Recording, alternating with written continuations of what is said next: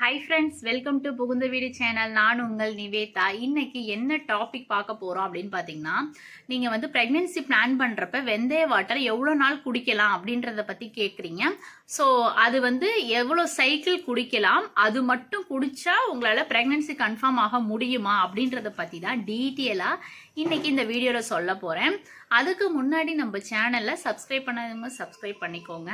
என் phone number வேணும்னு கேட்குறீங்க. என் phone number நான் ஸ்க்ரீனில் தரேன். அந்த நம்பருக்கு வாட்ஸ்அப் பண்ணுங்கள். உங்களுக்கு விருப்பம் இருந்தால் மட்டும் ஜாயின் பண்ணி என்னோட பர்சனல் நம்பரை வாங்கிக்கோங்க, இல்லைன்னா இக்னோர் பண்ணிக்கோங்க. நம்ம சேனலில் உங்களுக்கான கமெண்ட்ஸை நீங்கள் போஸ்ட் பண்ணீங்கன்னா அதை ஸ்க்ரீன்ஷாட் எடுத்து அதை ஒரு வீடியோவாக மேக் பண்ணி போட்டுட்ருக்கேன். அதாவது உங்களோட டவுட்ஸுக்கு கிளாரிஃபை வீடியோ அப்படின்னு கூட சொல்லலாம். ஸோ உங்களுக்கு ஏதாவது டவுட் இருந்ததுன்னா இந்த வீடியோவில் கமெண்ட் பண்ணுங்கள். அந்த ஸ்க்ரீன்ஷாட்டை, அதாவது நீங்கள் கமெண்ட் பண்ண கமெண்ட்டை நான் ஸ்க்ரீன்ஷாட் எடுத்து வீடியோவாக மேக் பண்ணி போடுறேன். உங்களுக்கான ரிப்ளைவும் கிடைச்ச மாதிரி இருக்கும்.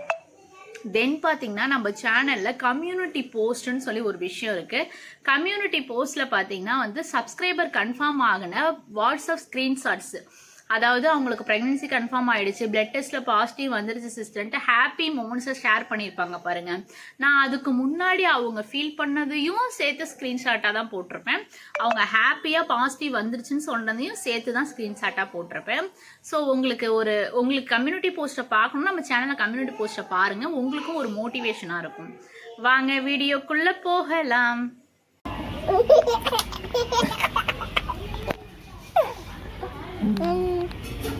ஸோ வெந்தய வாட்டர், வெந்தயம் ஒரு விஷயத்தினால கர்ப்பமாக முடியும்னா கன்ஃபார்மாக கர்ப்பமாவாங்க. ஸோ எதனால் நான் சொல்கிறேன்னா, நம்ம சப்ஸ்கிரைபர் ஆயிருக்காங்க. அவங்க வந்து கிட்டத்தட்ட ஒரு 3 இயர்ஸாக வந்து ட்ரீட்மெண்ட்டில் இருந்தும் அவங்களுக்கு வந்து சரியான ஒர்க் அவுட் ஆகலை. ஸோ அவங்களும் சாப்பிடாத பழம் இல்லை, இப்போ மாத்திரை போடாத மாத்திரை கிடையாது.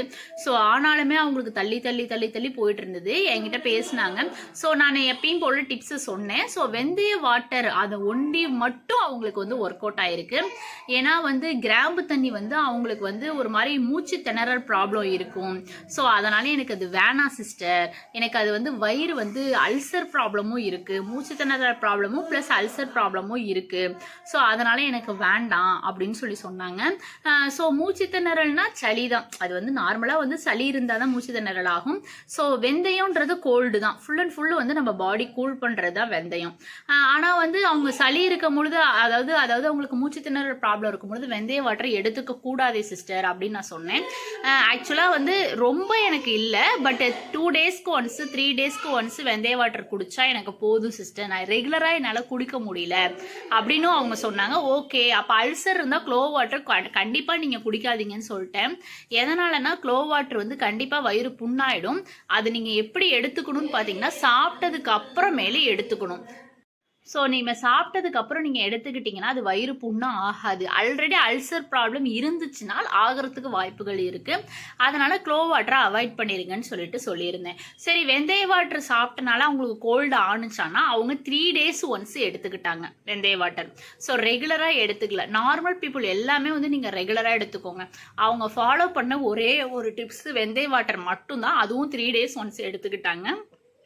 எவ்வளோ நாள் எடுத்துக்கிட்டாங்கன்னா 1.5 மாதம் எடுத்துக்கிட்டாங்க. 1.5 மாதம் எடுத்துக்கிறப்ப அது கிட்டத்தட்ட ஒரு 40-42 நாள் கிட்ட எடுத்துக்கிட்டாங்க. அவங்களுக்கு கன்ஃபார்ம் ஆயிடுச்சுன்னா அப்படியே ஸ்டாப் பண்ணிட்டாங்க. அப்புறமேலு அவங்களுக்கு ஆக்சுவலாக இர்ரெகுலர் பீரியட் தான். ஸோ 35 நாளைக்கு மேலே தான் பீரியட்ஸ் வரும். ஸோ 35 நாளைக்கு மேலே வருதுனால டேட் மிஸ் ஆகுதான்னு பார்த்தாங்க. டேட் மிஸ் ஆனிச்சு. 42வது நாள் செக் பண்ணுறப்ப அவங்களுக்கு பாசிட்டிவ்னு வந்துருச்சு. ஸோ 35 நாளில் வந்து பீரியட்ஸ் உங்களுக்கு டேட்டா இருந்ததுன்னா 45 நாளில் நீங்கள் செக் பண்ணணும். ஆனால் அவங்க 42வது நாளில் அவசரப்பட்டு செக் பண்ணிட்டாங்க. ஆனாலும் வந்து குட் ரிசல்ட் தான் வந்துச்சு. அப்படியே வெந்தய வாட்டரை ஸ்டாப் பண்ணிட்டாங்க. ஸோ நீங்களும் வந்து இந்த ஒரே ஒரு டிப்ஸ் வச்சு கூட வந்து உங்களுக்கும் பேபி கன்ஃபார்ம் ஆகலாம். ஸோ நீங்கள் வந்து என்ன பண்ணுறீங்கன்னா டெய்லி வெந்தய வாட்டர் எடுத்துக்கோங்க. அதை எப்படி எடுத்துக்கணும்னா வெறும் வயிற்றுல எடுத்துக்கணும். நைட்டே ஊற வைக்க முடிஞ்சால் ஊற வச்சிருங்க. இல்லை எனக்கு ஊற வைக்க டைம் இல்லை, நான் மறந்துட்டேன் அப்படின்ற சமயத்தில் அப்படியே ஒரு ஸ்பூனை எடுத்து நீங்கள் தண்ணியில் போட்டு கொதிக்க வச்சு பாயில் பண்ணி அந்த 1 கிளாஸ் தண்ணி 1/2 கிளாஸாக சுண்டுற அளவு நல்லா பாயில் பண்ணணும். அந்த 1/2 கிளாஸ் தண்ணியே குடிச்சிருங்க.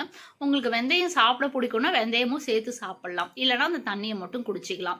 நைட்டே ஊற வச்சு கூட அப்படியே பாயில் பண்ணி கூட நீங்கள் இது பண்ணலாம், எது வேணுமாலும் பண்ணலாம். இப்படியும் பண்ணிக்கலாம், அப்படியும் பண்ணிக்கலாம்.